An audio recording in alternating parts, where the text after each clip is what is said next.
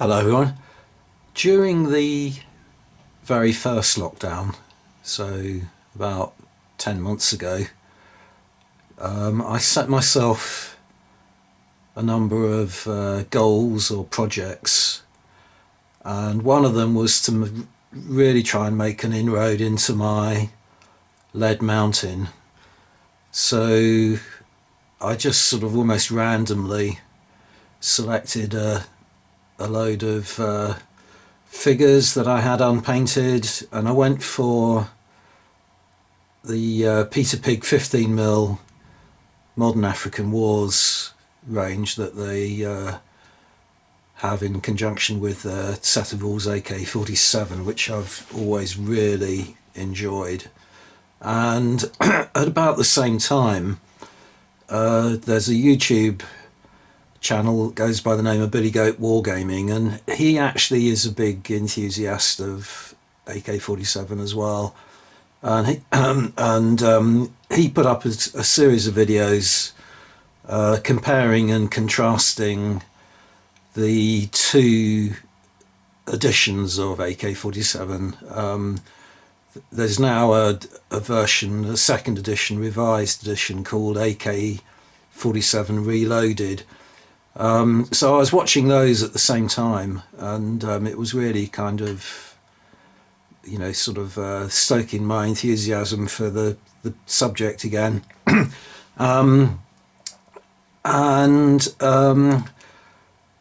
Inevitably, I ran out of steam, and I was left. This is what I've actually managed to paint so far. Some terrain and some figures and vehicles and so on, but I was left for a long time just with this group at the back here, sat on my worktop, half finished, and just couldn't bring myself to apply a paintbrush to them. And then just recently, sort of New Year resolutions and all that kind of thing, I've decided to go back to my old habit of having about 4 different things on the go at one time, rather than concentrating on just one thing. And I had to clear those figures off the tabletop in order to make space for that to go ahead. So I finally just finished this group here. So I haven't been doing this continuously, obviously. It's been very sporadic, but this is what I've managed to accomplish. And as I say, I did give up on it, and I'll show you what I've still got left to paint, which is going to go back into my lead mounting now, and may not see the light of day again for a few years. But that's the nice thing about lead mountings, you can always come back to it. And I am really keen on this game, and I've decided what I'll do is put up a bat rep. I'll use these figures in a game, and put up another bat rep of it. It'll probably be next week or sometime before I box them up. They don't represent a kind of coherent warband or anything like that. I just took things that I had, and appealed to me to paint at the time, and I'm going to have to use them to supplement armies that I've got already. I mean, in particular, there isn't a warlord figure on here, so I've got some unpainted warlord figures. So I will have to kind of paint some of them up, and then I might be able to use this, but it's not a very kind of coherent force. I mean, no armoured vehicles to speak of, so no tanks or armoured cars or anything like that, which play quite a big role. So anyway, I'll just sort of zoom in a little bit and just give you a rough overview of what I've got here. I was trying to keep it in focus. Should be all right. Okay, so over in the corner here, this is nothing to do with Peter Pig, but or even necessarily Modern African Wars, but I've for a long time I've had a building. Let's just take this off for a moment. that I've used in AK-47 games, which is it's meant to be, what's it meant to be? A convent, I think. Some of you may remember a company that used to make resin buildings many years ago called Village Green, and they had a few sort of Mediterranean type buildings, and this one, as I say, is meant to be a convent. But it's always struck me as being quite useful in colonial games to have as a kind of mission station or something like that. So as I say, I haven't painted that up recently. I've had that a very long time, but it always struck me that I had these sort of gravestones and so on in my lead mountain. I think I bought them at a railway modelling show many years ago. It was the same situation. I was just looking at my lead mountain, thinking, what can I paint up? And I thought they would, if I put them on a kind of little bit of a base and made them into a sort of cemetery looking kind of area, then I could put them next to the mission, and you know, it would kind of add to the size of the template that it goes on, because the whole idea about AK-47 is that although the buildings are in it, you use them as a template, so the whole area represents a sort of built up area into which in the first edition of the rules tanks couldn't go, armoured cars couldn't go, and so on. So you just put the you know, the figures on top, and if they were near the edge they could be shot at and see out, but if they were inside, you know, inside the area, then you had to go in to sort of flush them out. So that is why this building here is going to be quite useful. It's a garage, and it's got a flat topped area, so you could just put bases on top like that. It looks a bit kind of untidy, but that's the way it sort of works. So this is from Timecast. There's a company that do resin buildings based in Shrewsbury. Always like their buildings. They do some quite nice ones for the ACW period that I got recently. Worth checking out. Timecast. It's meant to be for Vietnam, but works perfectly well for modern Africa as well.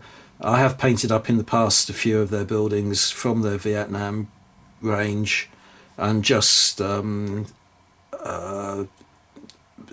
them a little bit by putting cast iron, corrugated iron sheeting on the roofs and things to make them look a little bit more shabby, and they work really well. So I've still got some unpainted of those, so I'll show you those later on. But I really like this. It comes with a few little extra movable bits, like these tyres, and the car there is just a sort of half model, so it has to sit in the kind of opening there. But this one is sort of separate, and it would make a useful marker if you're not using it as sort of part of a scatter terrain, but it's the sort of thing you can use as a marker to show an incapacitated vehicle. If you had the leader, the warlord, riding in it, for instance. So I'm probably going to just use it as scatter terrain. Then I had 4 Toyota pickup trucks still waiting to be painted, so I've painted them all with a similar kind of colour scheme, which is meant to be, you know, white vans with lots of spray paint applied to them with abandon. And my other pickup trucks have got recoilless rifles in them, so I gave these ones heavy machine guns. So that's what they have turned out like. And some more vehicles there. A Jeep of some kind, Land Rover or something. I don't think it's a Land Rover, I think it's the, can't remember, I think it's the sort of Russian version. And then a Ural truck. Now, I was originally intending to put something heavy in the back of that, like an anti-aircraft gun, but unfortunately, I mean, I've had this load of figures easily 25 years probably, without getting around to painting them. But unfortunately, when I opened this one up, I discovered there was a wheel missing, that it's too late to ask Peter Pig to replenish. So I kind of botched a wheel, that one there in the middle, from a top of the tube that held a paintbrush, and kind of made it look a little bit, you know, sort of tried to fashion it into looking a bit like the other tyres. And if you zoom in too much, it's pretty obvious, but, you know, it hides it. But then I didn't want to kind of waste a model, because I knew, you know, it was always going to irk me a little bit. I didn't want to sort of waste any more lead by putting anything in the back of it, so I'm just going to have it there as it'll work as a transport, you know. In the walls, you can put 4 bases of figures in the back of it and transport them around the game tabletop. Let's see if I can get any closer with this, just to. It's hard to tell if that's in focus, but I think it is. So that's the group that I've just finished. So there were 19 bases there. Bit of a mix of weapon types. So at the back there are 2 bases with heavy machine guns.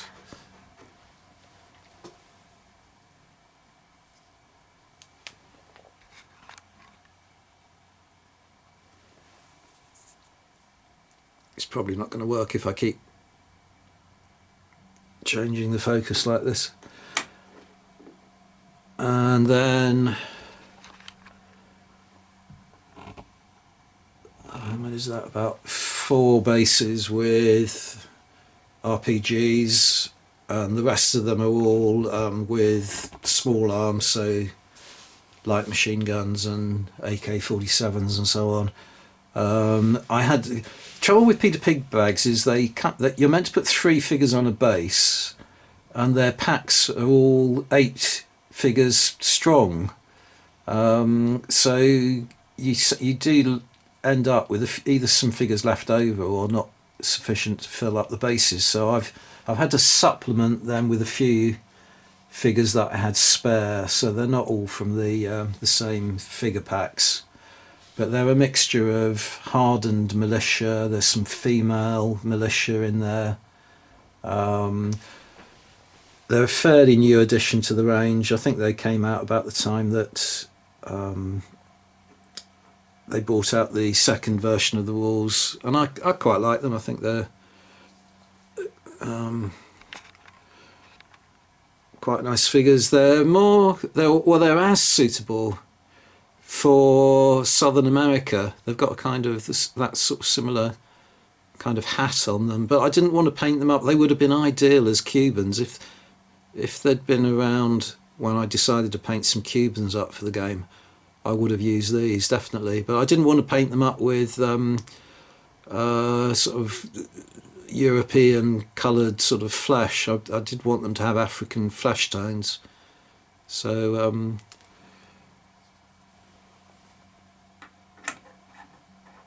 they're not the sort of typical uniform that you might see in modern Africa, but they are what they are. And then in front of them there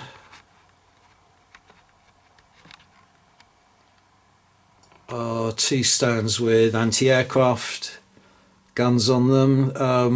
They're not used against aircraft, though. They are used against ground targets. Can really sort of chew up enemy bases, as you might imagine. One of them is single-barreled anti-aircraft, and the other is quadruple.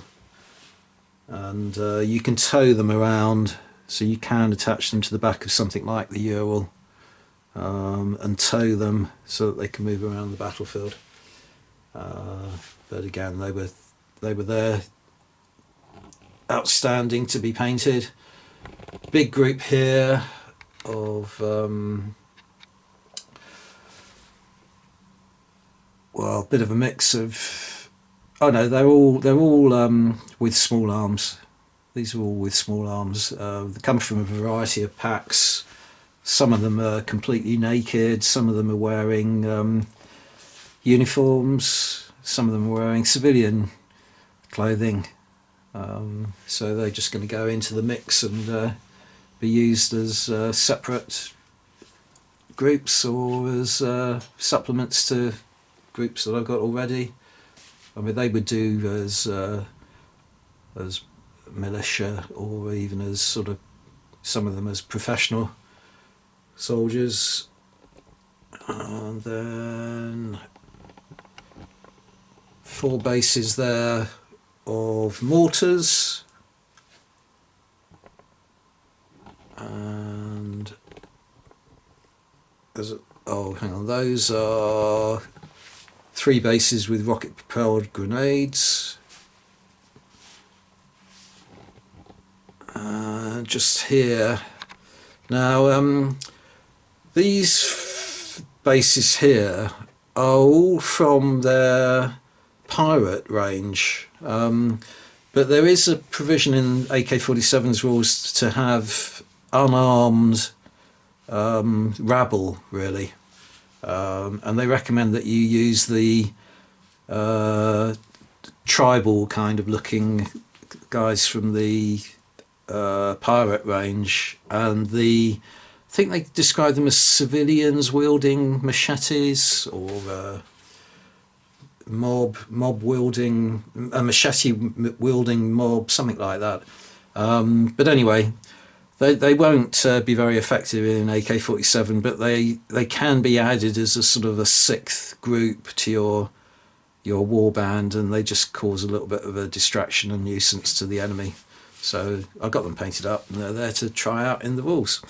I'm talking all the time about the first edition of the rules, mainly, by the way, because they're the only ones I'm familiar with. I did buy, when Billy Goat Wargaming put up his video, I did buy the 2nd edition, and I am still interested to try them out.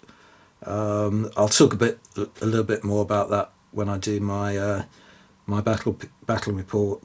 But I think I still, you know, even though I haven't tried the rules out, I am still inclined to favour the 1st edition, I think. Billy Goat Wargaming prefers the 2nd edition, but I'll talk a little bit more about why I favour the 1st in the bat rep. And then finally, a whole load of casualty markers, which I put close to the cemetery. You can never have too many casualty markers in AK-47 because it's absolute bedlam, mayhem, and they actually have a function in the rules, in that you leave them on the table, and then if there are friendly units in proximity to them, it serves as a kind of morale influence, a negative influence on the morale when you have to do break tests and so on. So anyway, that's all the painted figures. I'm just going to show you very briefly what I've still got to paint. Right, there we are. So it looks a lot, but you know, when you compare it to what I've painted, I did actually make a big dent in this part of my lead mountain, and a lot of these figures I may never be able to find a use for. So for instance, I've got a whole pack there of figures with heavy machine guns that you'd mount on vehicles and so on. So as I've now painted up all my vehicles, I'm unlikely to ever get around to painting them. I've got quite a lot of what look like professional troops, can't find them at the moment, but wearing the sort of, looking a bit like South African or Rhodesian looking kind of figures. So I'll probably paint those up one day. Yeah, so a lot of this is going to be surplus to requirements, but there is probably one more faction maybe to be extracted out of all this lot. Yeah, there's some of the, if it keeps its focus, there's some of the ones with the sort of floppy hat looking kind of apparel that South Africans wore. And then 1, 2, 3, 4, 5 time-cast buildings still to be painted. These ones actually have corrugated iron on the roofs. They're more sort of shanty looking kind of buildings, so they would make a perfectly acceptable template if they're all grouped together. There's kind of stores and things like that. So got all those to do.